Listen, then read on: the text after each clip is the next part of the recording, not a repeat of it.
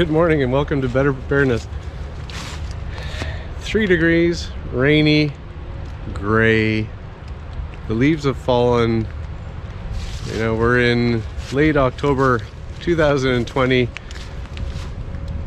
It's a good symbolism where things are with this whole pandemic and the whole situation and all the measures. And it's just a message of encouragement. Wherever you are, we're not out of the woods yet, in many senses of the word. I'm just here in the forest this morning for a quick stroll and just a message of support. We're gonna get through this. There's that expression, this too shall pass. Wherever you are, the measures suck. Halloween is an important time for kids in North America. And you know, you pretty much have to cancel Halloween where we are here in Ontario. It's unfortunately just not worth the risk of any potential virus spreading, and for kids 2020 sucks. You know, a lot of birthday parties have been canceled, so a lot of school years have been majorly impacted. The kids have been cut off from their friends. It's just not fun. And now that we're heading into the winter season, the numbers, well, they're kind of skyrocketing, unfortunately, in Ontario and Quebec. And we just need to stay the course. You know, wear the mask, continue to do those things of keeping a bit of a distance. You know, maybe don't see people as much, but still make sure you get outside, get exercise in a safe way where you're not right around people. Just continue to be diligent. A lot of people have been massively impacted, and some people have lost loved ones, which is a horrible thing in this year. If you haven't been impacted and you kind of have this feeling of, well, nothing's really happened, well, keep at the measures. Just be proactive. You can do things like in Canada, you can download the COVID alert app. I'll put a link to it. Make sure you run it on your phone.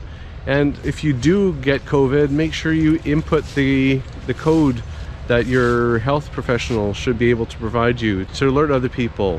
The use of the app has not been as widespread as I would like to see, and I think people need to do their part. This is a measure where the government has made a really good effort, in my opinion. They've really made an app that has withstood deep scrutiny, so just make sure you download the app and run it. It makes sense because it's one more tool, it's one more layer. And when you go to get tested, check to see, are they asking you about the app? Are they asking you, do you have the app on your phone? Because I think the layers of government also need to work together. COVID Alert is a national initiative that's been adopted by just about all the provinces here in Canada. But they need to be encouraging people more to do that at the provincial and the municipal level, because it's one more opportunity we have to catch cases of the virus. But this too shall pass. 2020 is certainly a fair bit of a write-off, but just stay focused. Stay focused. We have to get through this winter, and it's going to be a bit of a quiet, isolated winter, but make sure you get outside. Think of what are those activities you can do. Maybe buy some warmer clothes so you can do walks like this in 3 degrees and rain. Pretty soon we're going to hit the winter months in Canada. It's going to be cold, but one of the safest things you can do is walk or cross-country ski or snowshoe. Pair up with friends. You can even walk physically distanced, but still walk a route together. So have a scheduled call that you can have with a few friends. And here, I'm going to show you this tree here behind me that is fallen over, but it's wedged on that tree there.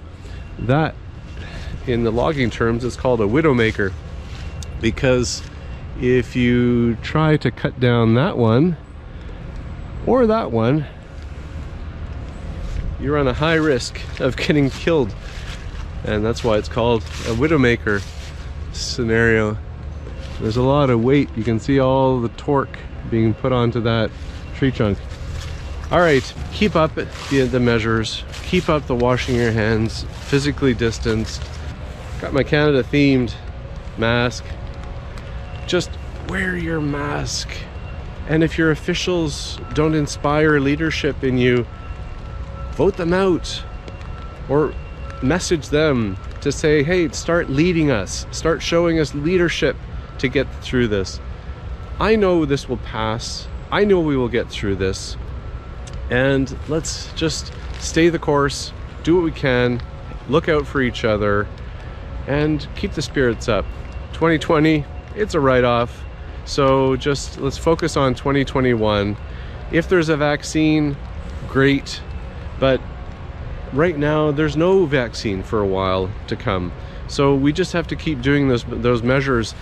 And when we look at the success in the Atlantic provinces in Canada, and we see the numbers dropping a lot in South Africa, and the levels, we started at level 5 when we were living in South Africa, and now things are at level 1, and there's a lot more freedoms and everything. There still are responsibilities to make sure that virus doesn't spread or doesn't have a resurgence, because right now we're in a second wave here in Ontario, and it's serious. And unfortunately, people are tired, and people are letting their guard down, and that's just going to prolong this thing.